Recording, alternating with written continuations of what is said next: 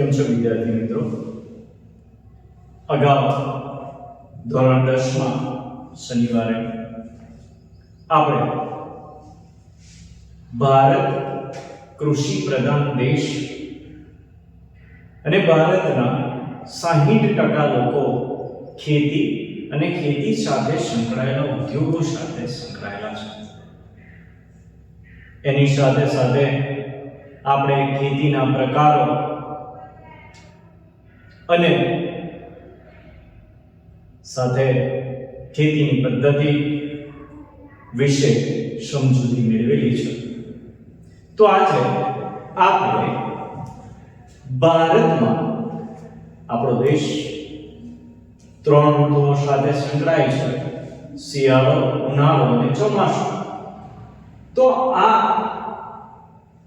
આપણા દેશમાં જો સમજીએ તો કૃષિના પાકને પણ 3 ભાગમાં વહેંચવામાં આવેલી છે.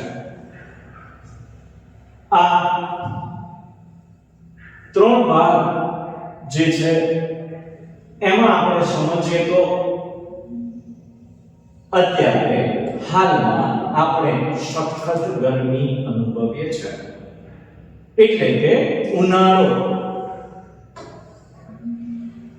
ઉનાળાને ખેતીમાં જાયદ પાક તરીકે ઓળખવામાં આવે છે. આ પાક જેમ ભારતમાં ઉનાળો એટલે માર્ચ થી જૂન, એમ આ જાયદ પાકનો સમયગાળો છે, પાકનો સમય છે માર્ચ થી જૂન. આપણા દેશમાં ઉનાળામાં લેવાતા પાકો વિશે વાત કરીએ તો ડાંગર, મકાઈ, મગફળી, તલ, બાજરી, તરબૂચ, કાકડી, સકાટેટી વગેરે જેવા જાહેર પાક છે. માર્ચ થી જૂન, તો ચલો આપણે જૂન થી કયા મહિના સુધી શરૂ થતો સમયગાળો છે એના વિશે સમજીએ.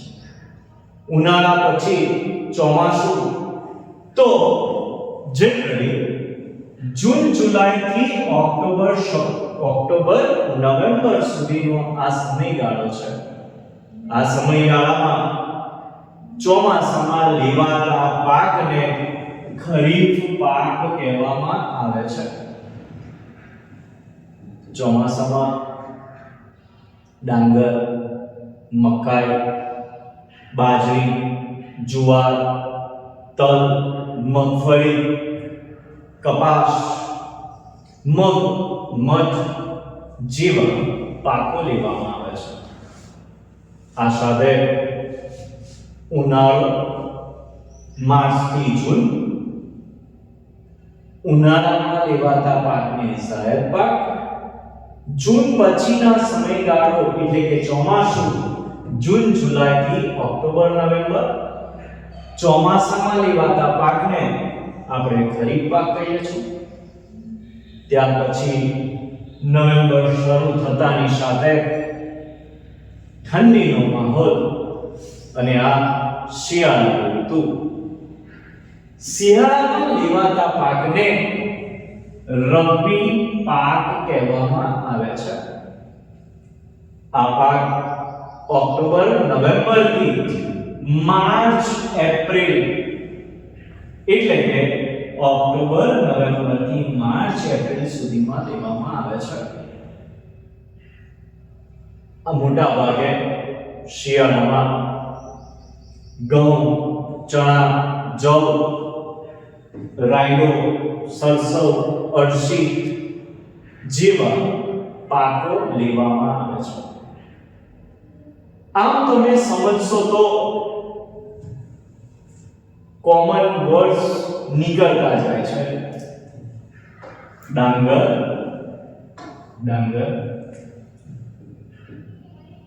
મકાઈ,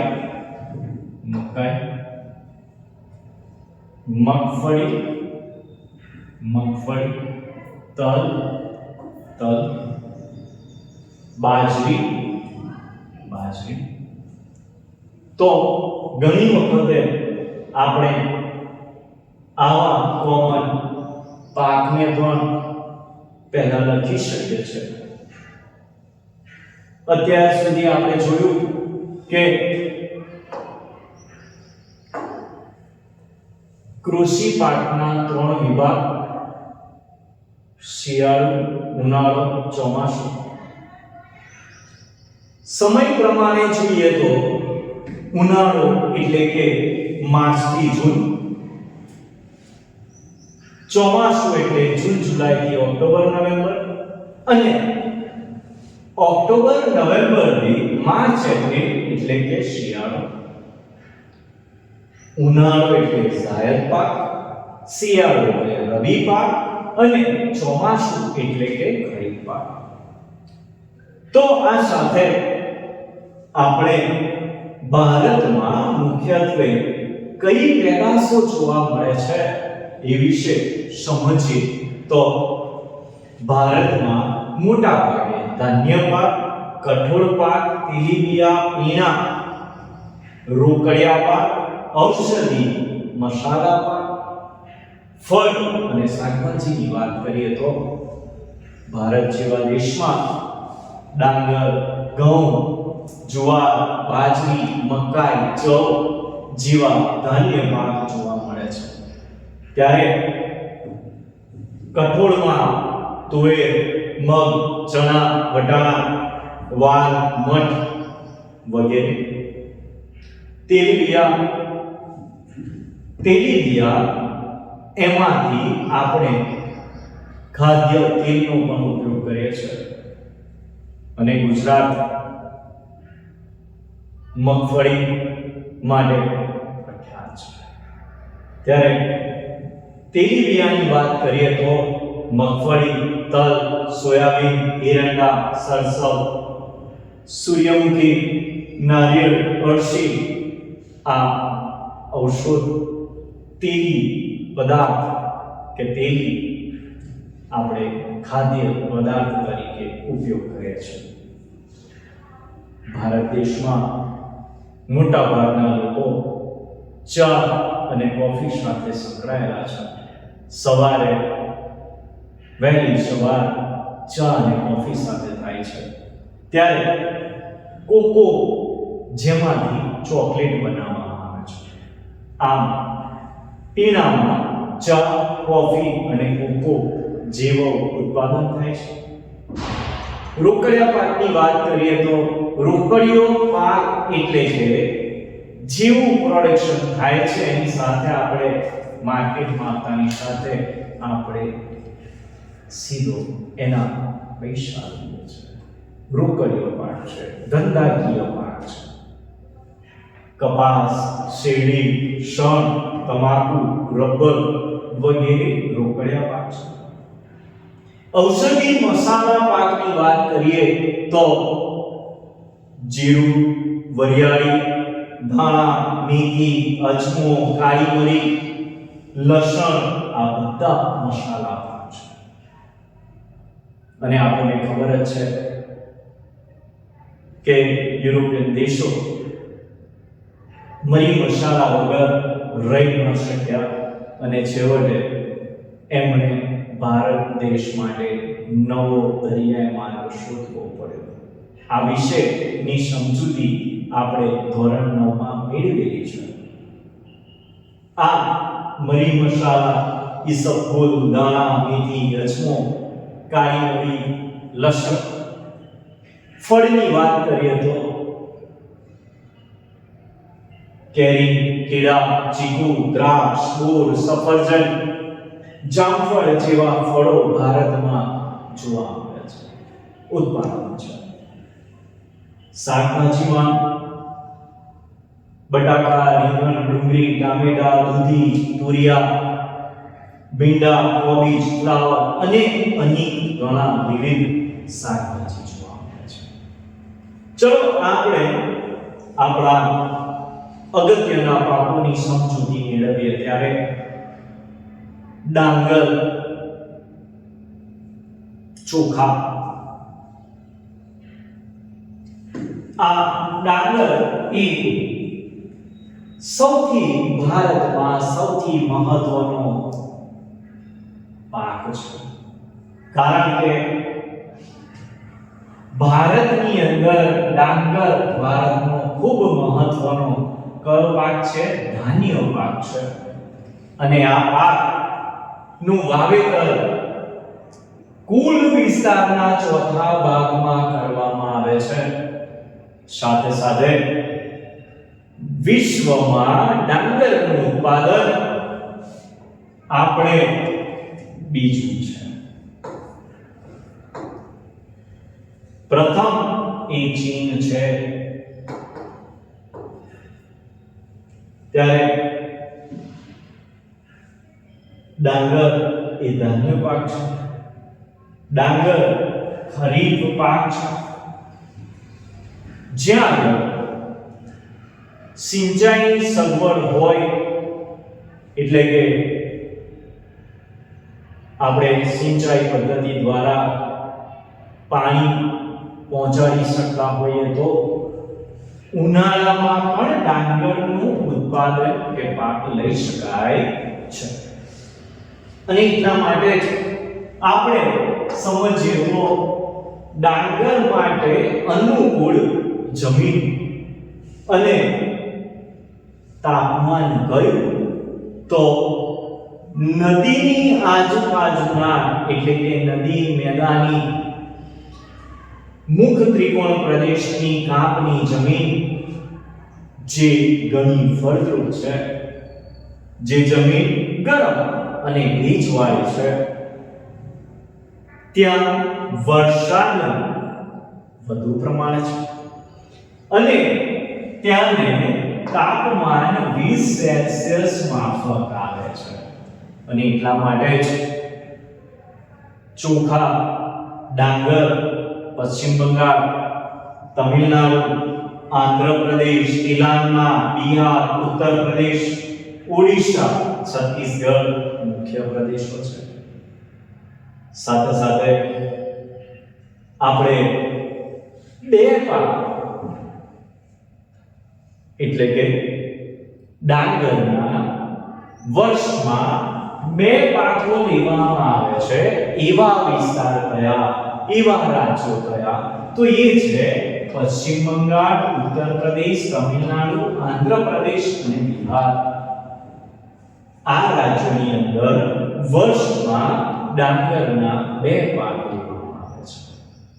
ગુજરાતની વાત કરીએ તો પંચમહાલ, ખેડા, અમદાવાદ, સુરત, તાપી, આણંદ, વલસાડ જેવા વિસ્તારોમાં, જિલ્લાઓમાં ડાંગરનો પાક લેવામાં આવે છે.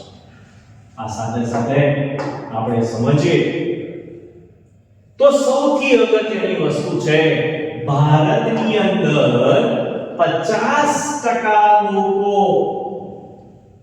એટલે કે ભારતની કુલ વસ્તીના 50% વસ્તી ડાંગરનો ઉપયોગ કરે છે.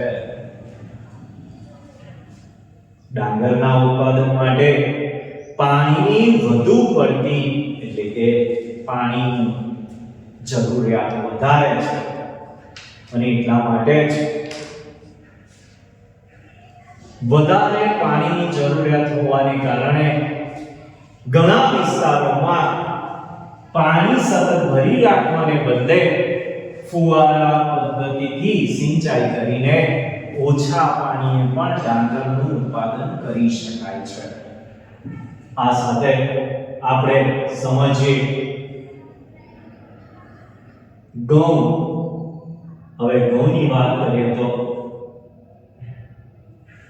ઘઉં એ કેવો પાક છે?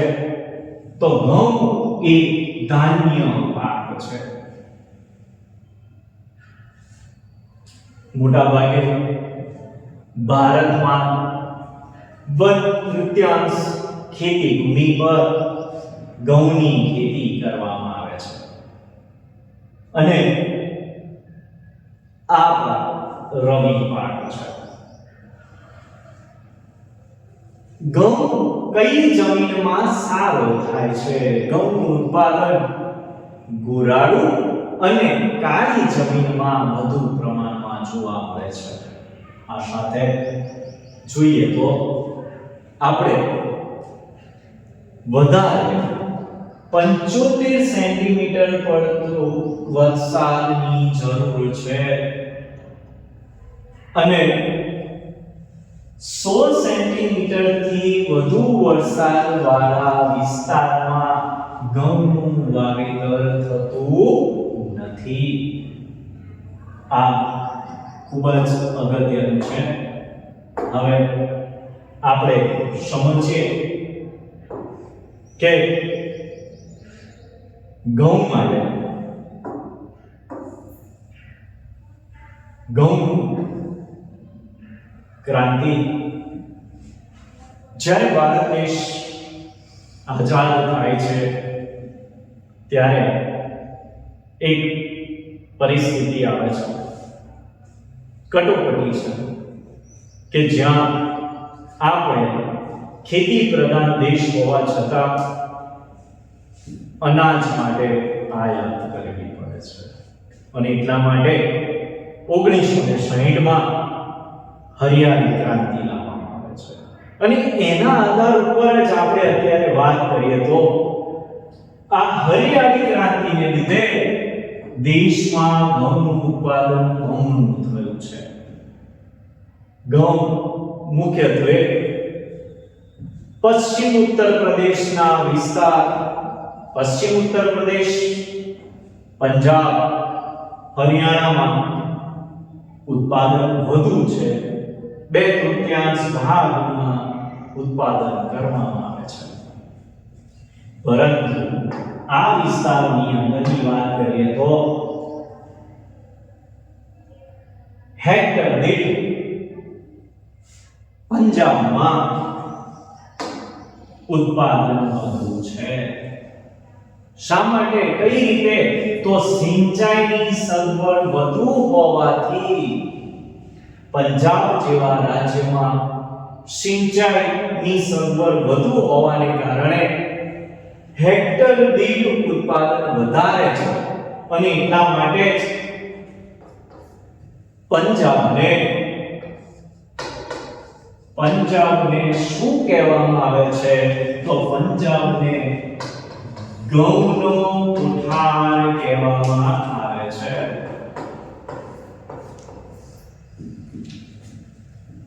આમ આ સાથે સાથે ઘઉંની ખેતી મધ્યપ્રદેશ, બિહાર, રાજસ્થાન, મહારાષ્ટ્ર, ગુજરાતમાં પણ કરવામાં આવે છે. ખંભાત આણંદ જિલ્લાનો ભાગ અને ખંભાતની નજીક આવેલ બાલ વિસ્તાર, આ બાલ વિસ્તારની અંદર પાણીની કમી હોવાને કારણે સિંચાઈ ઓછી હોવાને કારણે વરસાદી પાણી વર્ષમાં એક જ ખેતી કરવામાં આવે છે અને એ ખેતી છે ઘઉં, જેને આપણે બાલિયા ઘઉં કહીએ છીએ. આ ઉપરાંત ઘણા જિલ્લાઓ જેમ કે મહેસાણા, રાજકોટ, જુનાગઢ જેવા જિલ્લાઓમાં પણ ઘઉંનું ઉત્પાદન થાય છે. ભારતના લોકોનો મુખ્ય ખોરાક ઘઉં છે. તો આ ઘઉં શા માટે છે? તો ઘઉં એ પોષક તત્વોથી શ્રેષ્ઠ છે અને એટલા માટે જ આપણે ઘઉંનો વધારે ઉપયોગ કરીએ છીએ. ઘઉંમાંથી કેવા પ્રકારના પોષક તત્વો આપણને મળે છે? તો તેમાંથી કાર્બોહાઈડ્રેટ્સ, પ્રોટીન અને ચરબી ઉપરાંત લોહ અને ફોસ્ફરસ જેવા તત્વો મળી આવે છે.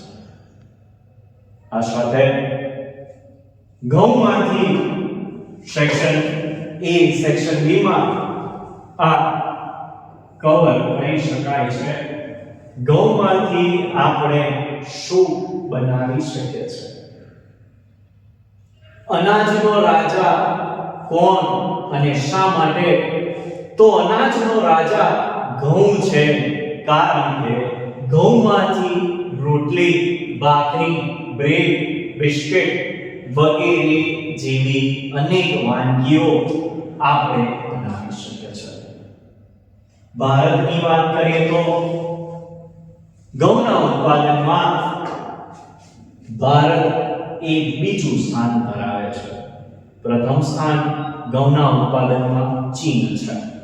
આગળ વધતા આપણે સમજીએ જુવાર, બાજરી, મકાઈ જેવા જાડા ધાન્ય, જુવાર, બાજરી, મકાઈ વગેરે જાડા ધાન્ય તરીકે પણ ઓળખાય છે. સામાન્ય રીતે જ્યાં વરસાદ ઓછો પડતો હોય, જમીનની ફળદ્રુપતા ઓછી હોય અને સિંચાઈની સગવડ અલ્પ હોય ત્યાં આ ખરીફ પાકો લેવામાં આવે છે. ફરી જે વિસ્તારોમાં વરસાદ ઓછો હોય, જમીનની ફળદ્રુપતા ઓછી હોય અને વરસાદ અલ્પ હોય ત્યાં આ ખરીફ પાક લેવામાં આવે છે. આ સાથે આપણે જુવાર વિશે સમજીએ. જુવારને મોટા ભાગે કાળી અને ભૂરાની જમીન અનુકૂળ છે. ત્યાં વરસાદનું પ્રમાણ 50 સેન્ટીમીટર જેટલો વરસાદ અને 25 થી 30 સેન્ટીમીટર જેટલું સેલ્સિયસ જેટલું તાપમાન. આમ ભારતમાં ડાંગર અને ઘઉં પછી જુવાર એ સૌથી વધુ ઉત્પાદન થતું ધાન્ય છે. એટલે કે ભારતમાં સૌથી વધારે ડાંગર, ઘઉં અને જુવારનું ઉત્પાદન છે. સાથે સાથે આ જુવાર મોટા પ્રમાણમાં તેનું વાવેતર આપણને ઓછા વરસાદવાળા વિસ્તારમાં એટલે કે દક્ષિણ ભારતના ઉચ્ચ પ્રદેશોમાં સૂકા અને ઓછા વરસાદવાળા વિસ્તારોમાં જોવા મળે છે. જુવાર ખરીફ અને રબી પાક છે. જુવારનું સૌથી વધુ ઉત્પાદન એ મહારાષ્ટ્રમાં થાય છે. આ સાથે સાથે કર્ણાટક, મધ્યપ્રદેશ, આંધ્રપ્રદેશ અને ગુજરાતનું સ્થાન પણ મોખરે છે. સાથે જુવારમાં ગુજરાતની વાત કરીએ તો સુરત અને તાપી જિલ્લામાં જુવારનું ઉત્પાદન વધુ છે. જુવાર એ લીલા પશુચારા તરીકે પણ વાપરવામાં આવે છે.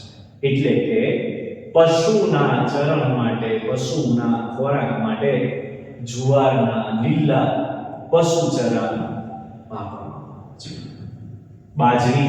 બાજરી વિશે સમજીએ તો બાજરી એ બે રીતે લેવામાં આવે છે. એ સાથે સાથે 40 થી 50 સેમી જેટલો વરસાદ અને તાપમાન 25 થી 30 સેલ્સિયસ જેટલું તાપમાન એને અનુકૂળ છે. ઓછી ફળદ્રુપતા અને રેતાળ જમીનમાં બાજરી ઉગાડવામાં આવે છે. બાજરી નું સૌથી વધુ ઉત્પાદન ભારત દેશમાં રાજસ્થાનમાં કરવામાં આવે છે. સૌથી વધુ ઉત્પાદન રાજસ્થાનમાં થાય છે. આ સિવાય અન્ય રાજ્યોની વાત કરીએ તો ગુજરાત, મહારાષ્ટ્ર, ઉત્તર પ્રદેશ, પંજાબ અને હરિયાણા આ રાજ્યો બાજરીના પાકમાં કરવામાં આવે છે. બાજરી, જો ગુજરાતની વાત કરીએ તો ગુજરાતની અંદર બાજરીનું વાવેતર સૌથી વધારે બનાસકાંઠામાં અને ભારતની વાત કરીએ તો બાજરીનું ઉત્પાદન રાજસ્થાનમાં. આમ બાજરીને 40 થી 50 જેટલો સેન્ટીમીટર વરસાદ, 25 થી 30 સેલ્સિયસ જેટલું તાપમાન, ઓછી ફળદ્રુપ રેતાળ જમીન, ભારતમાં રાજસ્થાનમાં સૌથી વધારે ઉત્પાદન, ગુજરાતમાં બનાસકાંઠામાં ઉત્પાદન. આમ બાજરીનું ઉત્પાદન જોવા મળે છે. મકાઈ વિશે વાત કરીએ તો મકાઈ એ ડાંગર અને ઘઉં પછી વિશ્વમાં મકાઈનું સૌથી વધારે વાવેતર જોવા મળે છે. મકાઈનું ઉત્પાદન ડુંગરાળ વિસ્તારોમાં લેવામાં આવે છે, જ્યાં તે લોકોનો મુખ્ય ખોરાક છે. આમ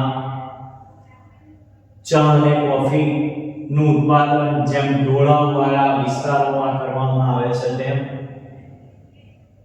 જ્યાં પાણી નીતરી જતું હોય, કઠણ માટી હોય, ઢોળાવવાળી કાળી અને કઠણ પથરાળ માટી હોય, તેવા વિસ્તારોમાં મકાઈનું ઉત્પાદન 50 થી 100 સેન્ટીમીટર જેટલો વરસાદ અને તાપમાન 21 થી 27 સેલ્સિયસ જેટલું માફક આવે છે.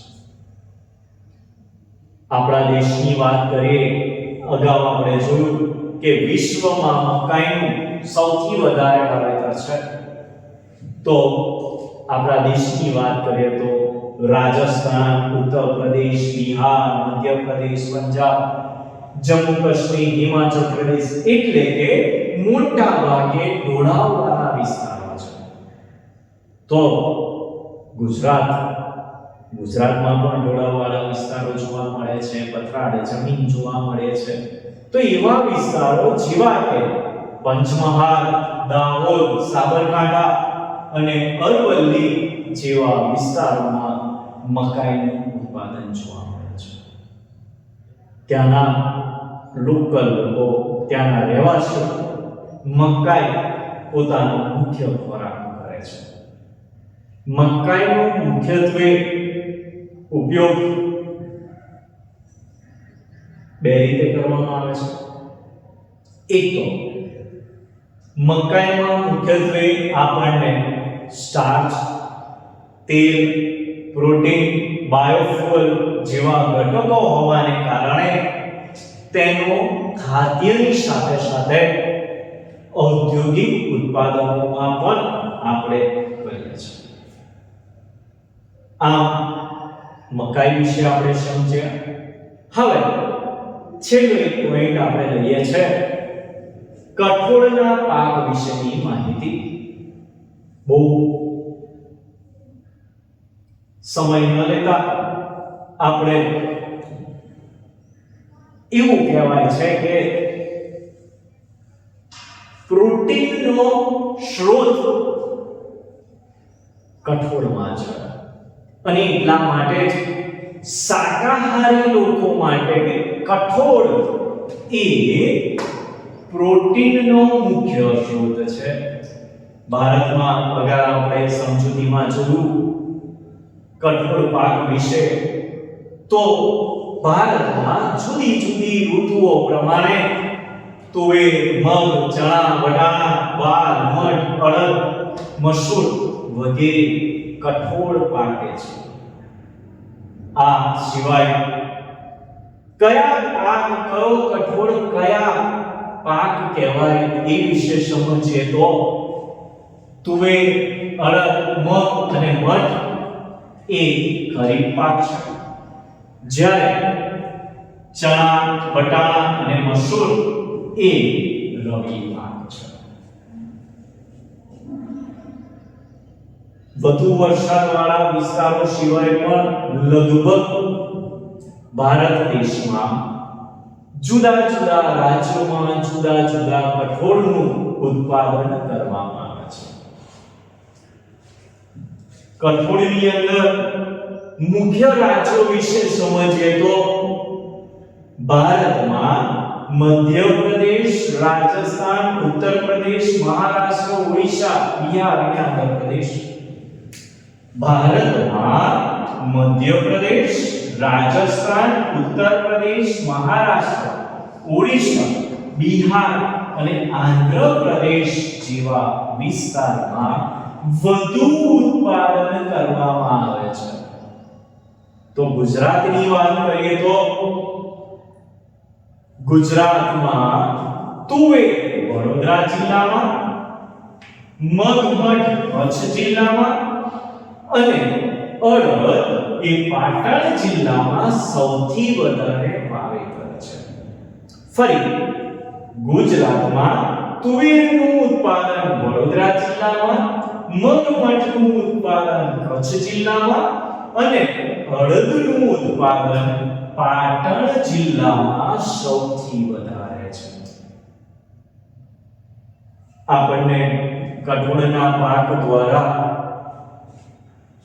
જમીનમાં રહેલું જે નાઇટ્રોજનનું પ્રમાણ છે એ જ્યારે ઘટે છે ત્યારે આ કઠોળના પાક દ્વારા આપણે નાઇટ્રોજનનું પ્રમાણ પુનઃસ્થાપિત કરી શકીએ છીએ. ધાન્ય પાકની સાથે સાથે જમીનની ફળદ્રુપતા જાળવવાનું કાર્ય પણ કઠોળ આંતરપાક તરીકે વાવેતર કરવામાં આવે છે. એટલે કે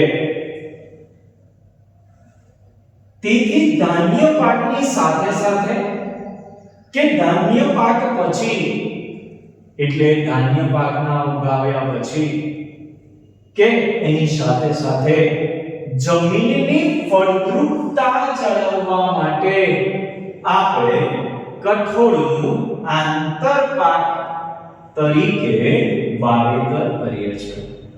મિત્રો, અત્યાર સુધી આપણે ઘઉં, ચોખા, જાડા ધાન્ય, મકાઈ અને એની સાથે સાથે કઠોળ વિશે ભણ્યા. અગાઉના વિડીયોમાં, હવે પછીના વિડીયોમાં આપણે તેલીબિયા અને એની સાથે અન્ય બેવરેજીસ વિશે ભણીશું.